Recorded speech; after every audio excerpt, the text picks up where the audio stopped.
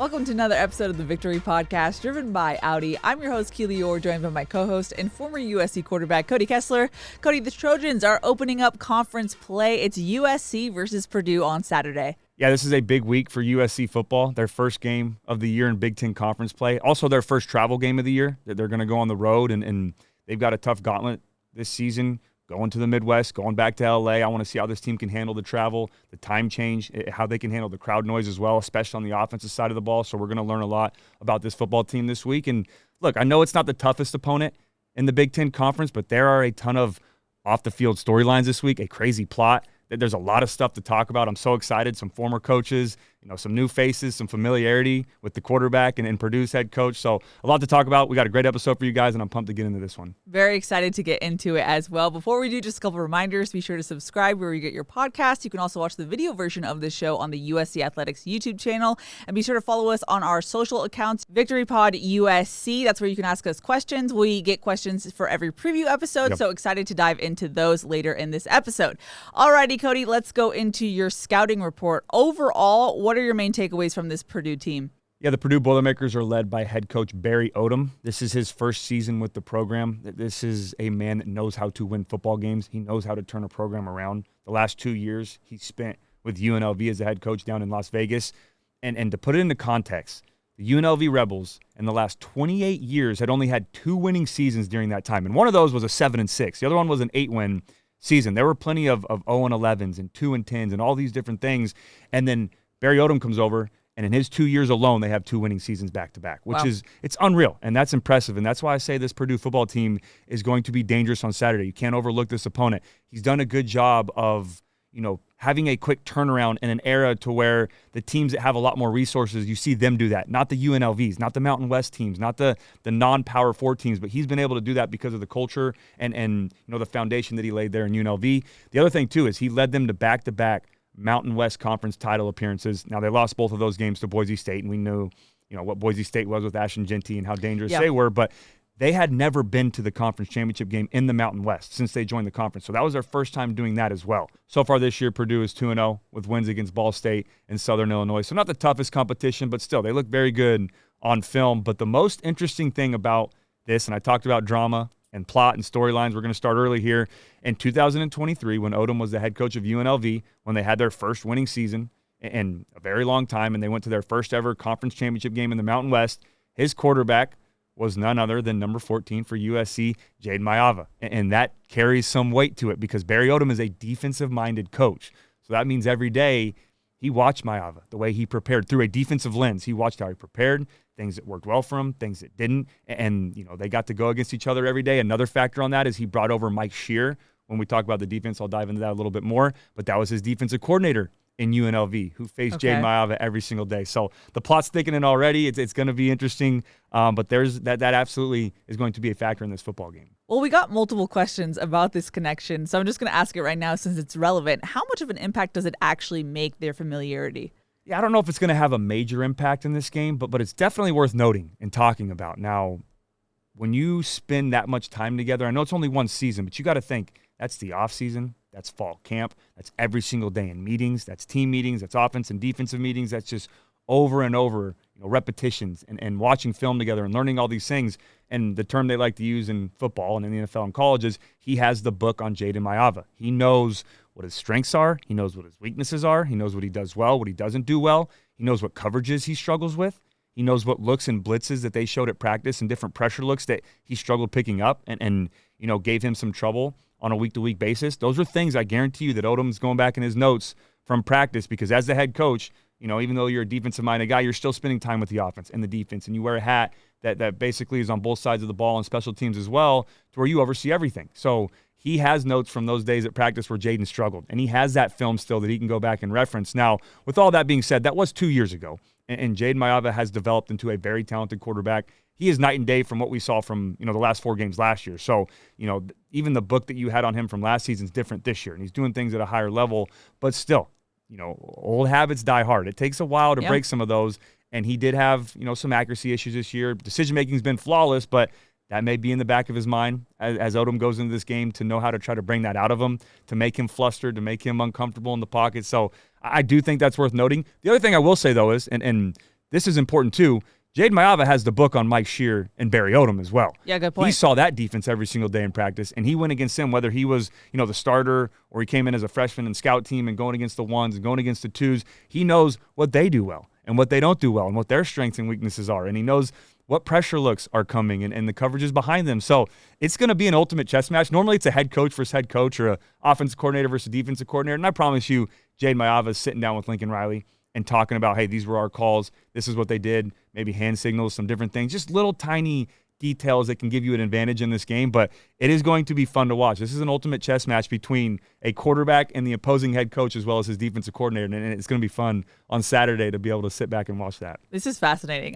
It's getting to be that point where I'm ready for Saturday already. And we're not even in the main preview yet. and like I said, you like drama. This episode has it all. And that's just a start. And we're about to talk about another factor in this game as well. Yeah, well, let's get into it. Talking about Purdue's offense, a familiar face as OC as well. Yeah, this Purdue offense is led by coordinator Josh Henson, who I'm sure a lot of Trojan fans recognize that name. Familiar name. Very familiar name. He was USC's offensive coordinator and offensive line coach the last 3 years under Lincoln Riley. Now he calls plays for this Boilermaker offense. Through 2 games this season, they've been decent. Again, they played lesser opponents, so it's tough to fully judge them, but they're averaging 32 points per game. They're 46th in passing offense, and they're 79th in rushing offense. Now, this is another week facing a spread offense. They're going to be primarily in shotgun almost the entire game. I didn't see a ton of them under center in those first 2 games when you watch them on film, but they want to have a balanced attack. They want to be 50-50. Right now, they're right about 60-40 run to pass. They're a little more heavy in the run category, but it's tough to tell because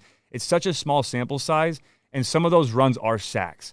And when you look at the stat sheet, when you look at the numbers, they're a sack, or it's a quarterback that was a design pass, but he dropped back, scrambled, took off, and ran. That counts as a rush. So that number is probably closer to 55-45 or even closer to 50-50. So I expect them to be balanced, but they have had some more success in the pass game. They just do the run game so that they're not one-dimensional, and they keep you honest when they do some of that play action.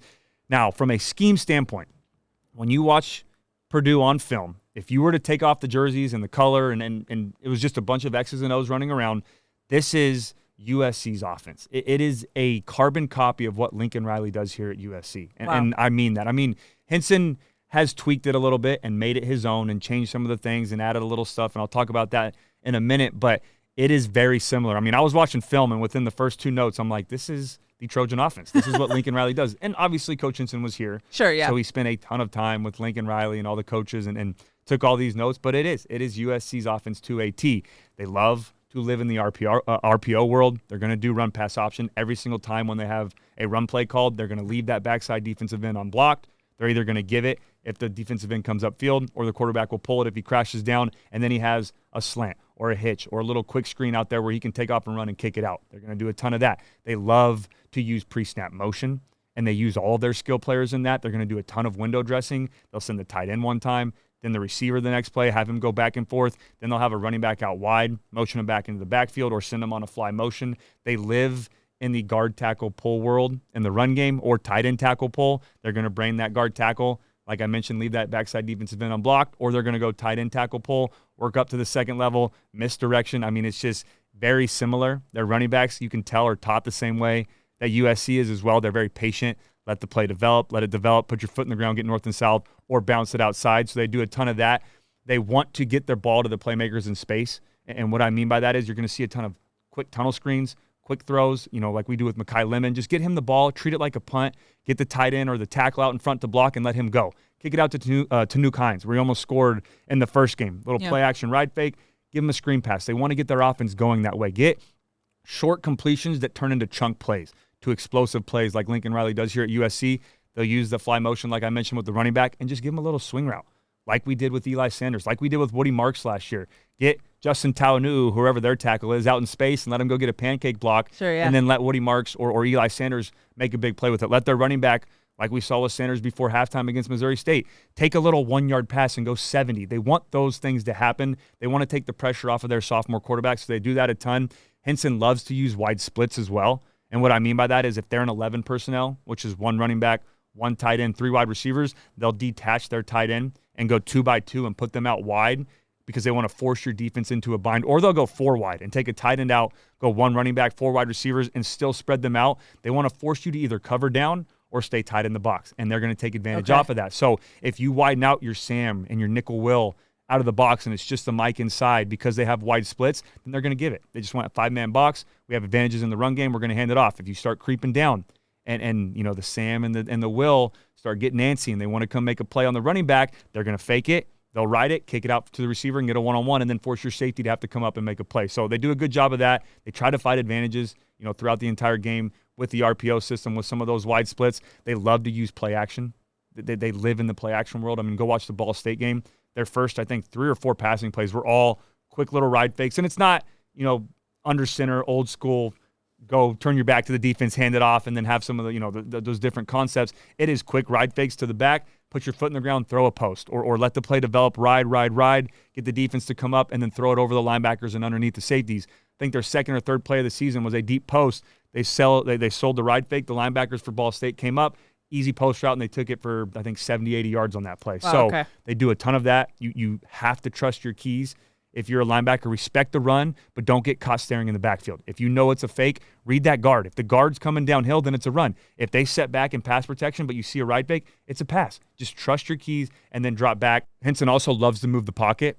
Think Caleb Williams the last couple of years, to where it's those designed rollouts, to where it's maybe a fake one way, pump a screen left, get on the edge to the right, and have all your receivers come back across the field so you can work high to low. You can work right to left, work back on that. They'll go right and left. Their quarterback, Ryan Brown, can throw on the run.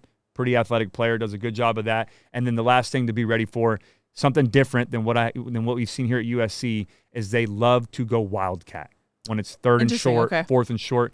We talked so much about last year the tush push and quarterback sneak and getting understand. They'll do that, but they would rather in fourth and half an inch go wildcat, and they'll put a running back. And what wildcat is, for those you don't know, the quarterback will go out to wide receiver and play out wide and be completely removed from the play. They'll bring a running back in to play quarterback, and then they'll get a little bit heavy with their personnel as well. They'll bring an extra tight end in, an extra offensive lineman, get in those short yardage situations where it's a direct snap to the running back. He goes downhill and he can pick up a first down. I mean, they had a 4th and inches against Ball State, to where it was their second touchdown of the game, got in wildcat, snapped it to him and picked up a big play and finished in the end zone. So, again, very similar, but there are little wrinkles and little tweaks here and there that you can't just come out to this game if I'm Eric Gentry or Stevens or the defensive lineman to say, all right, I'm just going to trust what we do at practice every day. There are little tiny things like I mentioned with the Wildcat and some of these different wide splits and the formations they'll do that are a little different, but overall it is almost exactly what USC does here under Lincoln Riley on the offensive side of the ball. So if you're Henson, would you try and prey on the fact that maybe, USC's defense might be like, I know where this play is going, I know where it's developing, and then all of a sudden you have the Henson twist on it? Yeah, there's going to be a ton, even more so than what they already do, of window dressing. They're going to show you different formations, or they're going to show you the same formation and then twist it a little bit. So if last week or the last 2 weeks it was a play-action play or this was our route concept off of this look or this play action or this personnel grouping, there's going to be little tweaks. What I mean by that is last week it might have been a corner. Now they're going to sell the corner and then run a crosser. Or if it was a crosser, they're going to sell like they're running a crosser, put their foot in the ground, and then work back to the left or work back over the top. They're going to, I promise you, there's going to be little tags this week throughout their playbook and different things that USC hasn't seen on film before to gain that advantage. Or like we would always do when I was here with Sark and Kiffin and when we had these offenses that were rolling, is we would go, all right, they've seen on film that Nelson, when I fake to the left, I'm going to roll out and run a comeback 5, 10, 15 times. This game, maybe a familiar coach in the past or a team that we faced a lot that we each have the book on each other and we understand what to do. Now we're going to stutter that comeback and he's going to run a go over the top, and then we're going to hit him on that. Or they're going to show it to him twice in this game, so it's like, okay, yeah, they're doing the same thing. We went on the sideline on the tablet. They're still doing the play action, roll right, come back to Nelson Aguilar. They're not changing anything. That third time we run it, stutter post. I mean, it's cat and mouse. There's so many. It's a chess match every time you get. And then when you get in a game, regardless if it's coaches that have never faced each other before, they're still watching film from what you've done in the past, so they know who you are.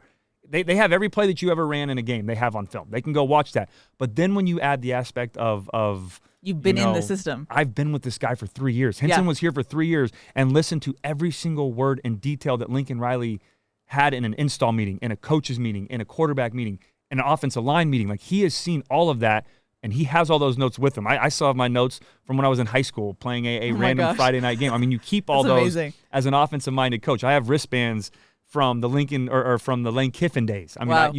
you have all of that stuff. And obviously it's still up here as well, but I guarantee you this week, that's a great question. Hinton, if you've seen this 4 or 5 times on film, they're going to show you maybe once or twice in the game, and then that third time they run it, they're going to have something completely off of it and try to find explosive plays on the offense. Well, you've mentioned their quarterback already. Looking at their offensive personnel, who should we be looking for on Saturday? Yeah, I'm going to start right there with their quarterback. He's the leader of this offense, 6'4", 210-pound sophomore. His name is Ryan Brown. Very good football player. He understands what Hinton wants to accomplish. He won the position battle this offseason and has really played well these first 2 games, has a strong arm, can make all the throws on the field. Is at his best, though, when he's comfortable in the pocket and there's no pressure. I mean, the Ball State game, pressure was almost non-existent, and he was picking them apart and making all these throws and pushing the ball down the field. As soon as you get some pressure on him, he starts, I don't want to say panic, because he's good at escaping the pocket and throwing on the run. He's very good at that, and that's something that USC has to be keyed into this week. Do not lose contain outside. Braylon Shelby, Cameron Fountain, Anthony Lucas. You can't just crash down and try to make the hero play. You've got to do your job. Stay outside. Don't let him take off and run, because he will hurt you with his arm and with his legs. But if you collapse the pockets and keep him contained, he struggles a little bit to go through progression. His eyes start to drop, and he's looking at the line more so than looking downfield. He's only a sophomore. He's a young player, so you can get him flustered in that sense. But again, the other element to that is that RPO game. Be ready for those zone reads. If your responsibility is the quarterback, don't crash down and try to make the hero play and go get the running back, because he'll pull it and pick up 15 down the sideline, and that's an explosive play. That might not hurt you against Missouri State. That might not hurt you against Georgia Southern. Against a team like Purdue, with the talent that they have, that will hurt you. That leads to explosive plays. That leads to 6 points. That leads to extending drives on a 3rd and 4 when they go RPO or go zone read. That cannot happen. If you need to stay home, stay home. Or if you're crashing downhill and you know that your linebacker is going to come over the top to scrape and then make the play, then do that. Just trust that. I mean, there's so many times on film to where you have 10 guys doing their job and one doesn't, and that leads to a touchdown, and that leads to a huge play. So that can't happen this week. But Brown's a good player. I don't want to give him too much credit. Not quite a red dot guy, but if you let him get hot and get comfortable, he can hurt you on the offensive side of the ball. Now, when Brown does throw the football, there's 3 receivers that he wants to find in the pass game. The first one is wide receiver Armad Branch. He has 5 receptions on the year, but with those 5 catches, he's averaging over 26 yards per catch. Another guy that was a borderline red dot player. I just didn't think 5 catches was enough production so far to earn that honor of, Cody's red dot player. But very good football player, dangerous with the ball in his hands. Those 26 yards per catch is 12th in the entire country right now. Wow. Former track and field star, too, so he has that breakaway speed. If you let him get on top of you as a DB, as a corner, if he gets behind the defense, they are going to make 6 off of that. He's going to go make a big play, so you've got to be able to stay on top of him. Don't bite on those little fakes. They'll do a slant and go. They'll do some of those ride fakes, let him sneak out the backside and try to get over the top on some of those post routes. So have to be disciplined at a corner spot. Also have to be disciplined as a safety. If I'm deep thirds and I'm Bishop Fitzgerald this week or Kamari Ramsey, make sure you get the call. Make sure you're in the right spot. We can't have any of those mistakes that we've had so far with miscommunication. And then there's 2 other guys that you need to be ready for in the pass game. The first one is another familiar name. It feels like I'm just name after name, coaching staff. Everywhere you look. Someone knows somebody. This one is Michael Jackson III, who was obviously a receiver here at USC. Had a big impact on this offense the last couple of years. Kind of a role player, but he would step up and make some plays when you would take away some of USC's key receivers. So someone that we have to be ready for. He leads the team with 7 receptions for Purdue's offense so far this season. And then the last guy is a good player. He is their 3rd receiver. I mean, there's a couple guys that are 3A, 3B, but I added this guy in because he is now added to the all-time name watch list. We've got another one. Okay. We had J.C. French IV last week. We've got some really cool names. Keely and I kind of have an ongoing thing to where we're these just super cool names that we hear, so we keep adding them to this watch list. This one is wide receiver Nitro Tuggle. That is his incredible. Name. It is a unique one. He is, and I thought that was a cool thing. To be a wide receiver and your first name to be Nitro. That is incredible. It is a pretty fitting thing. He has 4 receptions, 61 yards, and a touchdown. So those are the guys that USC needs to be ready for in the secondary. We got to take away those guys in the pass game. Now, moving on to the run game. I don't even say run game. Moving around to their all-around offense. This guy is their key playmaker, and he is my first red dot player of the week. Very well-deserved. That's running back Devin Mockabee. This offense runs through him. They want to get him the football on the ground. They want to give him the football in the pass game. Like I mentioned, those Eli Sanders quick plays, he's the guy that they want doing all that. And then, again, they will give him some of those zone reads. They'll get him on the edge. They'll get him downhill. Very good at understanding the scheme already. He's an experienced player. He's a senior, has over 2,600 rushing yards and 700 receiving yards in his career. Also has 24 combined touchdowns. he is dangerous. He's the guy that's going to come in for the wildcat plays as well. Okay. And you just have to know where he is at all times on the field. You cannot lose sight of him, because if you do, and they'll put him in empty and put him in the slot and let him, he's a very good route runner. Let him run some of those quick plays. They want to match you up with a linebacker. I mean, I'd expect this week for it to be maybe, Kamari Ramsey playing nickel, coming down and covering him, or a Christian Pierce. I don't expect Lynn to put Desmond Stevens on him or put Elijah Newby or some of these bigger linebackers on him. Even Eric Gentry would probably be a little bit of a mismatch because of how quick he is. I expect when he goes out at some of those receiver spots in the slot or out wide that they're going to put a Kamari Ramsey type body on him. But he's a good route runner. He's a good football player. USC has to be ready for him all game long, like I mentioned, both in the pass game and in the run game, because he can hurt you if you're not. And given that this is a Lincoln Riley-esque offense, that's exactly what you would want your running back to be, both dangerous in the pass game and the run game. Yeah, exactly. That's a great point. I mean, I think Woody Marks, when I watch this guy on film, the way he's used, I'm not putting him in the Woody Marks category, but the way that Henson uses him reminds me of Lincoln Riley using Woody Marks from a year ago, to where he was one of the top pass catchers, but also the leading rusher on this football team. So Mockabee is a guy that we have to be ready for on Saturday. Alrighty, Cody, well, I want to switch gears and talk about Purdue's defense. Before we do, just want to give a thanks to Audi. What you expect from an SUV is a range of sizes to fit your lifestyle. Expectations matter, but exceeding them matters more. The Audi family of SUVs, progress you can feel. Alrighty, Cody, talking about this defense, what did you see on film? Yeah, the Boilermaker defense is led by coordinator Mike Shear. Like I mentioned earlier, this is his first season with Purdue. He came over from UNLV with Barry Odom. He spent the last 2 seasons as a coordinator in Las Vegas with the Rebels. In his 2 years with UNLV, this defense was a direct cause or instrumental in the success that they had by having those winning seasons and turning things around. They had 50 takeaways combined in those 2 years, which was 4th in the country during that span. Wow. Out of those 50, 34 of them were interceptions. Wow. They get their hands on the football on the back end. They know how to punch it out as well. 34 interceptions for the Rebels was 2nd in the entire country and all of college football in that 2-year span. Shear's defenses are known for wreaking havoc in the backfield. They get after the quarterback. They stop the run. They do a great job of having great gap integrity, not letting you find explosive plays in the ground game. And then the last thing that they do a good job of is getting off the field on 3rd down. Now, they've struggled a little bit so far this year. And I don't want to say struggled, but the numbers aren't quite what they were. But it's tough 2 weeks into the season because those numbers start to even out. I mean, someone will have a game to where, that they play a lesser opponent and they don't score any points like they did against Ball State, and then that's going to skew the numbers a little bit. Once you get to that 4th, 5th game, everything starts to settle in. But so far this year, Purdue is off to a good start. Now, they've played some lesser opponents, so I expect, the competition to get tougher and those numbers maybe change. But through 2 weeks, they're only giving up 8 points per game, and this defense looks very solid under Mike Shear. When you watch this defense on film, the first thing you notice is that they like to mix up some of their personnel groupings up front, meaning they're going to show you some 4-down looks, then they'll show you some 3-down looks. They adjust accordingly, though. If you're in base or 12 personnel, which is 2 tight ends, or you get in some of those heavier groupings, then they'll go 3 down, bring in some bigger bodies, have 2 rush-ins on the outside. But if you go 11 personnel, which is what USC likes to live in for the majority of the game, which is 1 running back, 1 tight end, 3 wide receivers, then I expect a lot more 4-down looks this week, and I expect them to be in a 4-2-5 defense, which is that nickel defense, 4 defensive linemen, 2 linebackers, 5 DBs, that 5th DB being that nickel Sam or nickel Will linebacker. They also like to bring single linebacker pressures, and they'll do it at random times. It's not just, hey, 3rd down, your antenna goes up because pressure's coming, which it will, and we'll explain that in a second,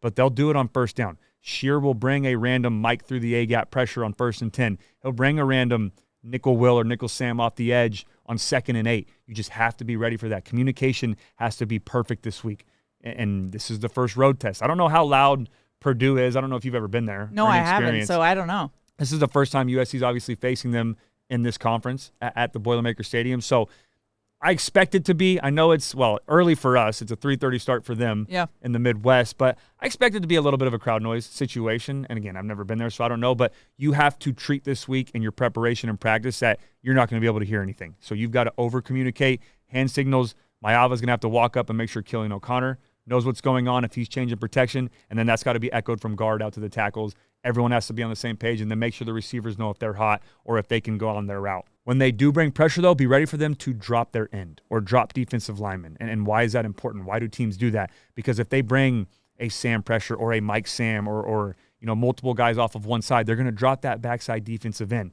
Because as a quarterback, pressure's coming. Maybe I didn't pick it up. I'm going to get it out quick. Get the ball out of my hands. They drop a defensive end underneath that quick slant or that quick hitch. Now you get tips. Now you get interceptions. Now you have a big man pick. Those can't happen. So if I'm Jaden Mayava this week, okay, I know Mike Sam fire zone's coming. That backside in, let me peek at him. If he drops out, don't throw the slant quickly. Let it develop or throw it away. Or they win or slide the line. There's just so many answers to that. Just don't panic.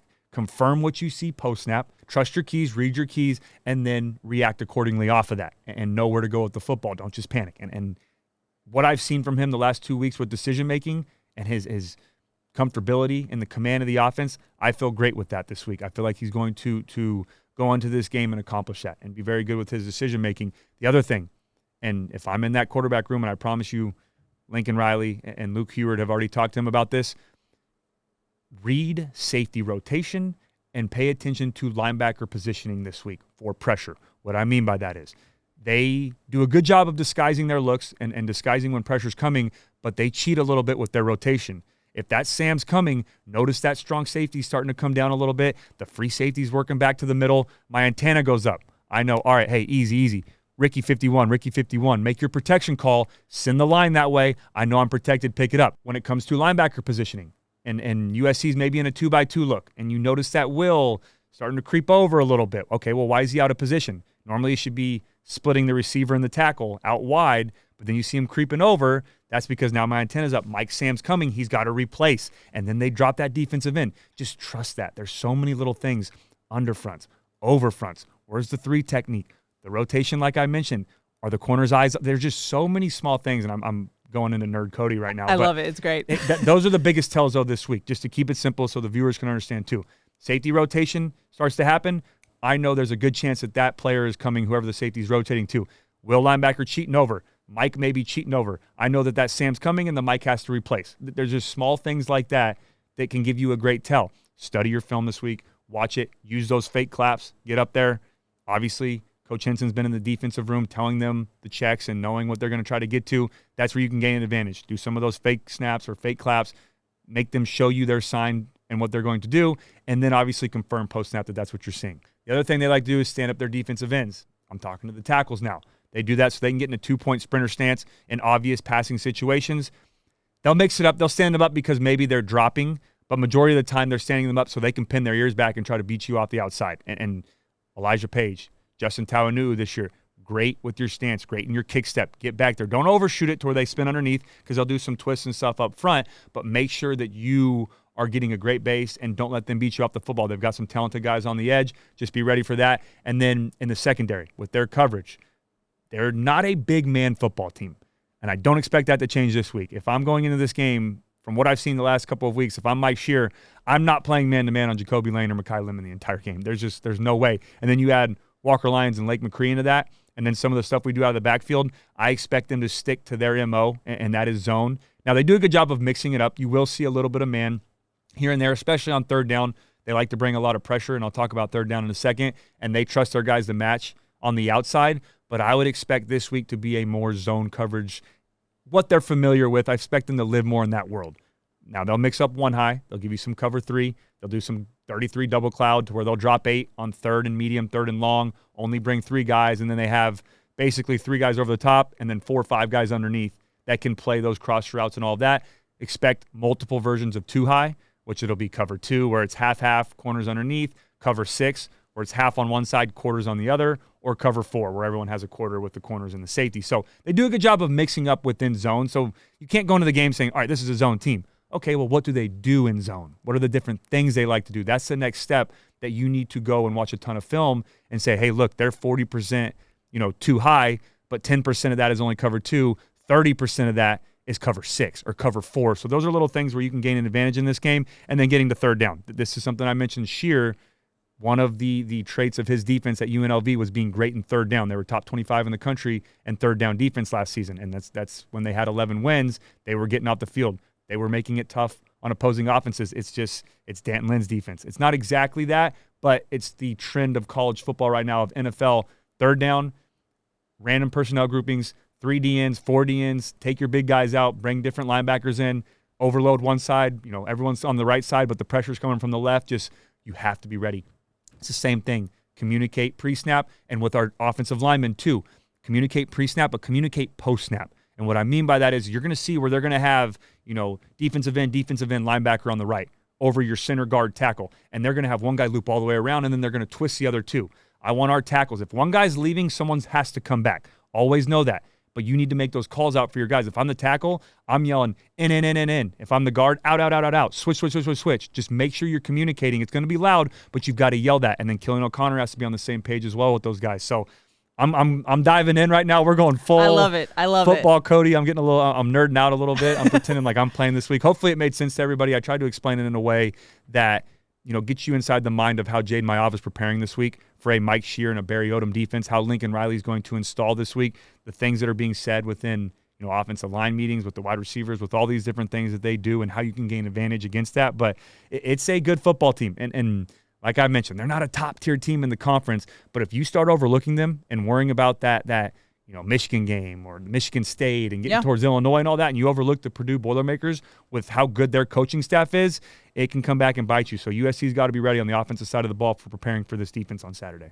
When you mentioned the takeaways that they had at UNLV, was there something you could point to? I know you didn't watch UNLV film. I hope. I did. I actually did. Oh, my gosh. I went back. Yeah, I did. I went because that's what USC's doing as well. Like, yes, the personnel is different, but you've got to understand that UNLV in 2 years under Shear and Odom is going to be way more advanced than 2 games Purdue under Shear and Odom. No, I know, but I just love how you treat it like you were playing on Saturday. It's incredible. Okay, well, anyway, my question is, given the takeaways that they had at UNLV, was there something you could point to specifically as to why they were so successful in that regard?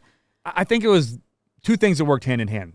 Third down, getting after the quarterback, getting the quarterback uncomfortable, forcing errant throws. And they'll, like I mentioned, first and second down, be ready for random pressures. They'll bring random Mike linebacker. They'll bring a random Sam pressure. They'll mix in some secondary pressure as well. They want the quarterback to feel uncomfortable and start forcing throws, but they are taught in the back end. Now, I know the personnel is different with Purdue than it was at UNLV, and the competition gets a little tougher, but they were taught to be aggressive. I mean, it was a boom or bust. Like, if they saw a slant, they're jumping it. And they're going to deal with the repercussions after that. If they miss it, they're going to make a play. They're aggressive in the back end, but they're also very good at understanding. You could tell they were coached very well.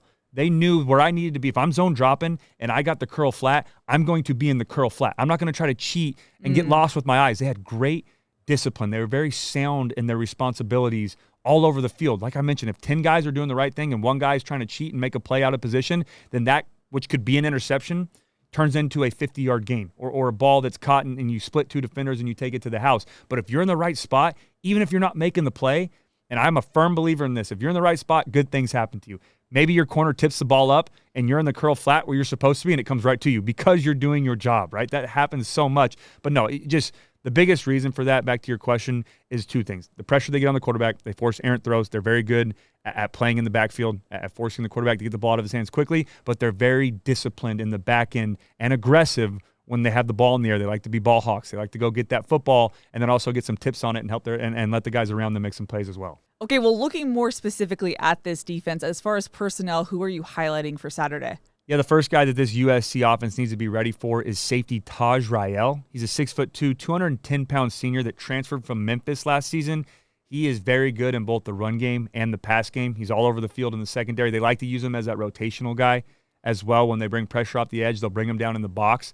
He's very active of getting after the running back, and he's a great tackler. He can move well sideline to sideline. He leads the team right now with 14 tackles so far, so USC needs to know where he's at all times. He's going to be all over the field. He is a key player this week. There are 2 playmakers in the middle of this defense. Our linebackers Manny Powell and Charles Correa. Now, 2 good football players, but why they're so important is because the last season they both came over from UNLV with Coach Odom and Mike Shear, the defensive coordinator, similar to a Kamari Ramsey type when he came from UCLA. These guys are coaches on the field. Good players too, very talented, but they can play fast because they've been in this scheme for a while, and they know what it's supposed to look like, and they know how to get the other guys around them to play better and take that next step, and they're extension of Shear on the field. So we got to be ready for those guys in the middle of this defense. And then up front, USC's offensive line needs to be ready for 2 guys. The first one is 6'3", 310-pound defensive tackle, Auburn transfer TJ Lindsey, as well as CJ Madden, who's their premier playmaker coming off the edge. So, okay, correct me if I'm wrong, but that's only 1 red dot player for the entire Purdue team. It was. Interesting. Well, I mean, you said last week. We're it's a high bar. We're not handing them out. But if you're like the running back, like Maccabee, if you have, 2,600 total yards on the ground, 700 receiving yards, 24 total touchdowns in your career, and he's been at Purdue for all 4 years, you deserve a red dot. And the offense runs through him. Taj Rael, their safety, is the closest to a red dot right now, but it's also early in the year. So Sure.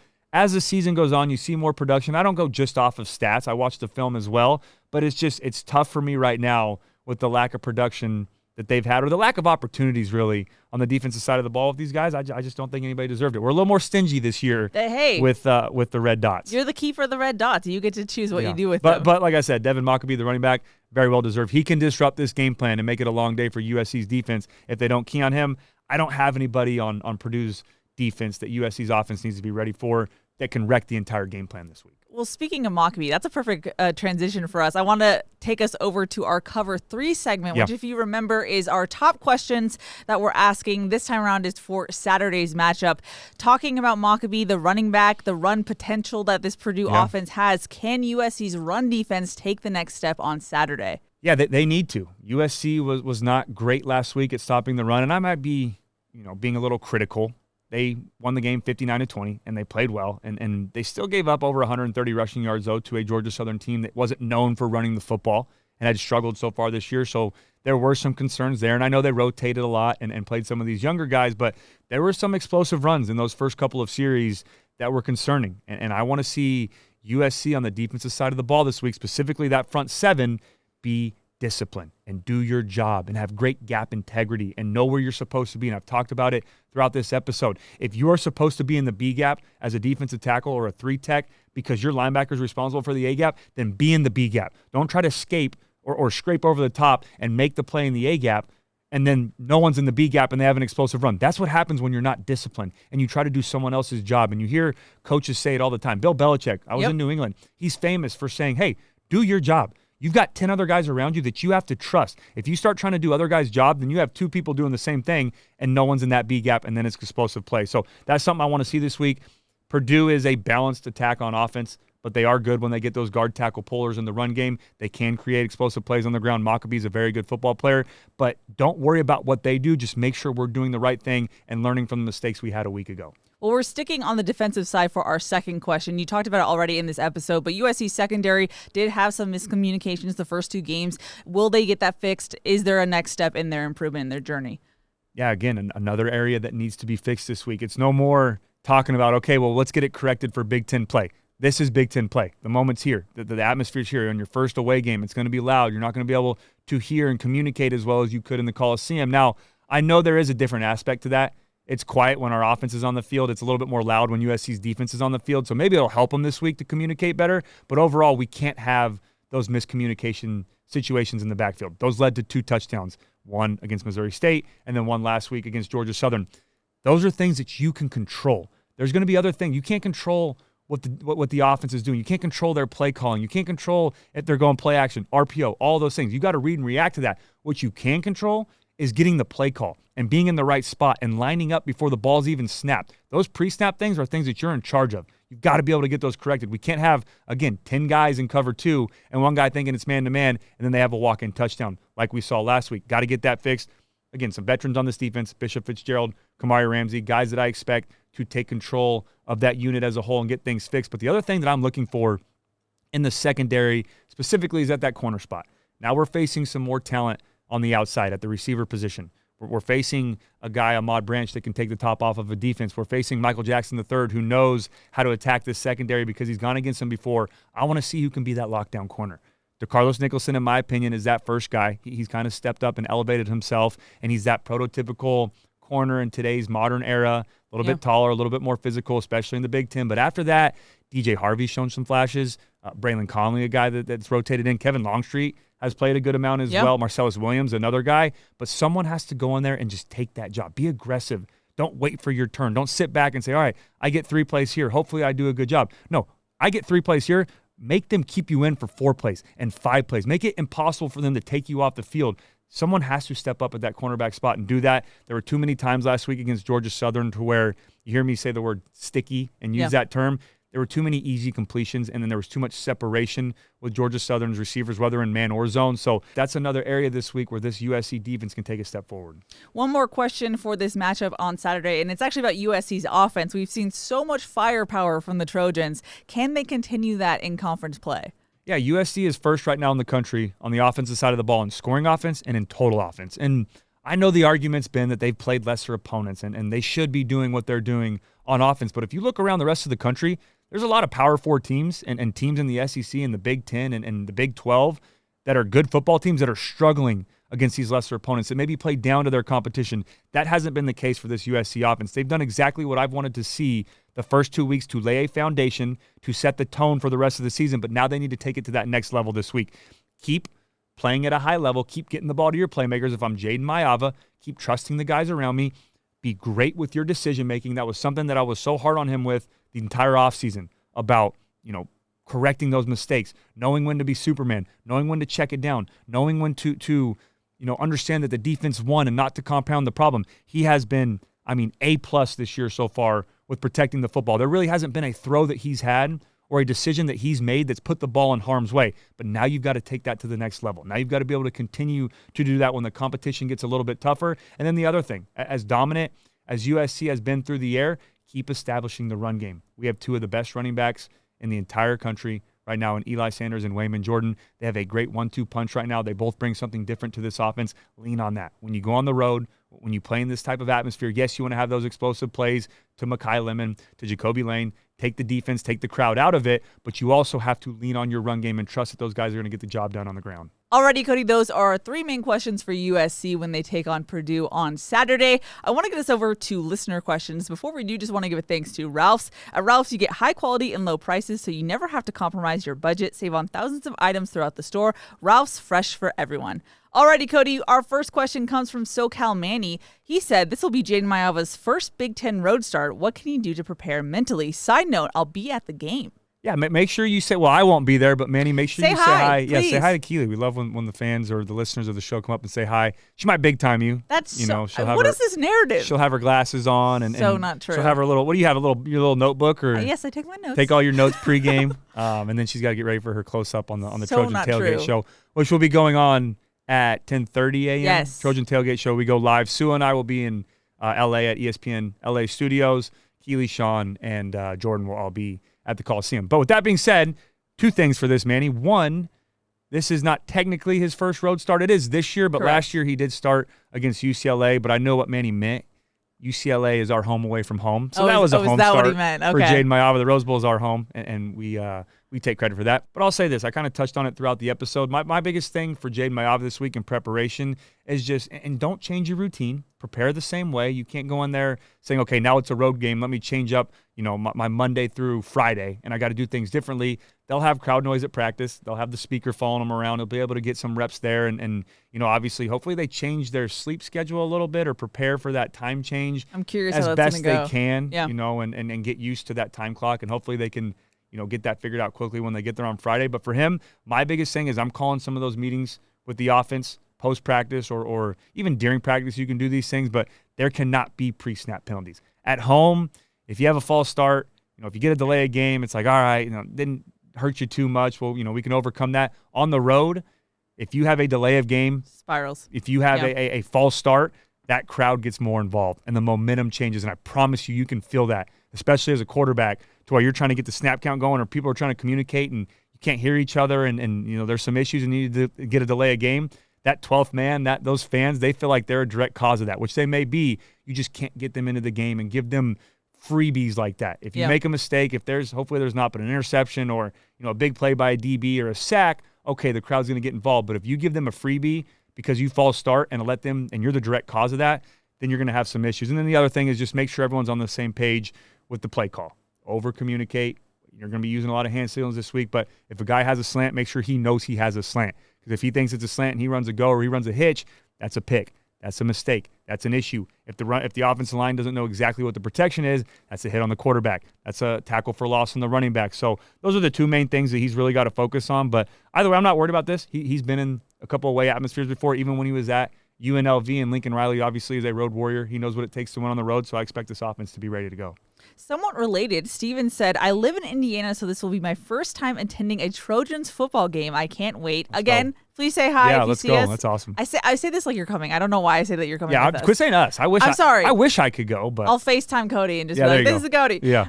He says, my question for Cody is, how early do you think Coach will want to get the team to the stadium since this will be their first ever trip? Yeah, I don't think the process will change. It'll be the same as when they get here at the Coliseum. I think they get here about 2.5 hours early or 2 hours before kickoff. That way that, your pregame routine and all of that stays the same. I will say this, though, a little fun fact. In the NFL, you had an option of when you wanted to go. They would have an early bus or a late bus, meaning that one bus would leave, I think, 3 hours before game time, and you could choose to join that one, or one bus would leave 2 hours before game time if you were a guy that wanted to get there a little bit later. But with Lincoln Riley, I don't know if they do that. So I assume that they'll be the same that they do here at the Coliseum. They'll probably leave 2 hours before kickoff.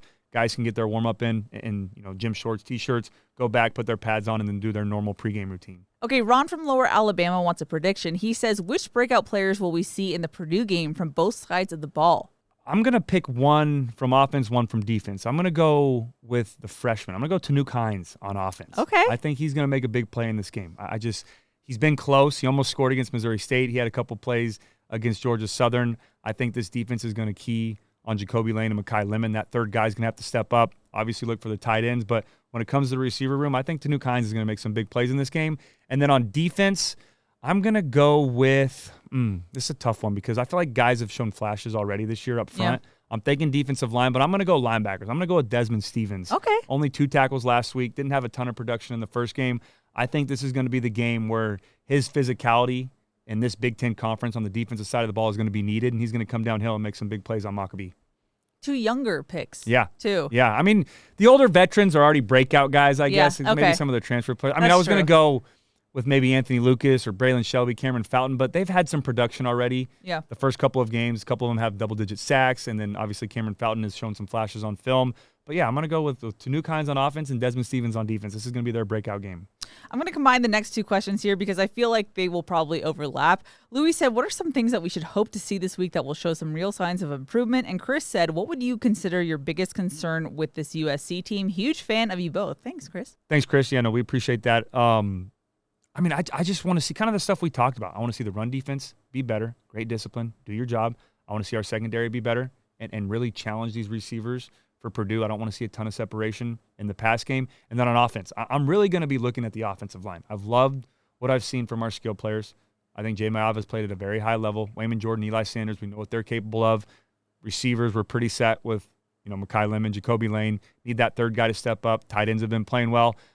Offensive line has been solid. Obviously, there was that change last week from Alani Noah to Micah Benuelos, so a little bit of rotation there. But I want to see how they perform when noise becomes a factor, when the crowd's involved, when their communication gets hindered a little bit. I'm going to keep my eyes on this offensive line because we're only going to go as far as those guys up front will take us, and that starts on Saturday against Purdue. This is an interesting one from De La Cruz. He said, if USC dominates in the next 2 weeks and gets Longstreet more run, do you think he would jeopardize his red shirt for the opportunity to get more live reps or shut it down? Curious how QBs weigh these decisions. What would your advice be? Yeah, I would absolutely shut him down. I mean, you can still play him in this game. You have that 4-game window to where you can play a freshman and still not burn their red shirt. But there are some games on the schedule as you look down the line where he may have an opportunity to play. But if he's already hit that 4-game window and doesn't have any more room to play without burning his red shirt, then you put in Sam Heward. If the game's out of reach, then you put in some of those other guys at that quarterback spot. You do everything you can right now to save Hassan Longstreet's redshirt year, unless, of course, knock on wood, an injury happens or something comes up that was, that you didn't plan for, and now he has to play. Then don't worry about burning the redshirt year. You go out there and win football games. But if Jade Maiava, which I expect him to be the starter for every game this season, and we're just getting Hassan Longstreet some reps when the games are out of touch or out of reach, then no, do not burn that redshirt year. Let him keep that, save that. That way, who knows how long he'll be here, but he has 4 more years to go, and he can continue to develop in the offseason. Jonathan said, how do team meals work on the road? Yeah, that's a great question. I mean, normally when you're going on a travel schedule, you would come in the day before, you would eat, at Galen or on campus, go do your walkthrough, and then you have an opportunity to eat again right before you go to the plane. And then when you go on the bus and you get to the airport before you go on the plane, then they would have snacks and sandwiches and protein bars and all those different things to keep you fueled throughout the flight. And then when you would land, dinner would be open. I normally wouldn't eat dinner until right before meetings because you have about an hour, maybe an hour and a half window once you land to go in the hotel room, relax a little bit before meetings start. So I would eat right before meetings, and then you go through team meeting, offense, defense, individual. And then after that, this is where it got a little interesting. I don't know if Rachel Suba still does this, but when I was playing, and they did it in the NFL too, so it wasn't just college. Okay. You would get this would kind of be your little treat. I would maybe throw in a little ice cream and a Okay. cookie, and I'd eat healthy the rest of the time, but you would get some ice cream, a cookie, and all these different things. You're kind of overfueling, right? I need extra energy for the next day. But yeah, I would do that. Maybe a brownie, some fudge on top. Okay. We're getting crazy. Wild. But then after that, the next day you'd wake up. If it's an early game, you'd eat breakfast, and they would start at 5 a.m. Even if it was a 12:30 kick or whatever. You could eat from 5 all the way up to almost 9 o'clock for when you left. I would be a little bit later eater. I would go in there and eat towards the end of that time period, and then I would go straight to the stadium. And then if it's a night game, you would have breakfast, lunch, and then you would go to the stadium. So that's cool. I like those questions to where you kind of get an insight. And then there's snacks when you get to the stadium.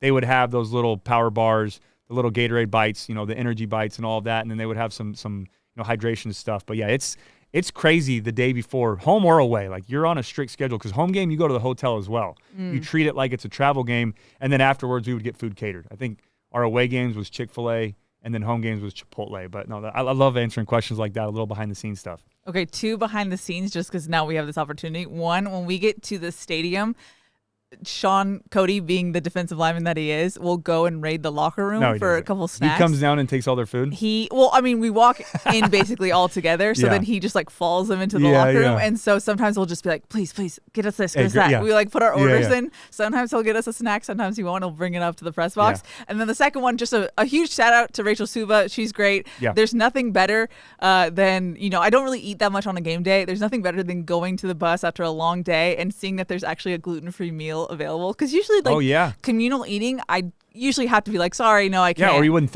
normally nutritionists, you wouldn't think of that. I don't matter. That's cool, though. That's counts awesome. me and my issues into it. I'm glad you gave her flowers, too. She's been awesome. She's the best. She's been so good. I've talked to some of the players and some of the people on staff.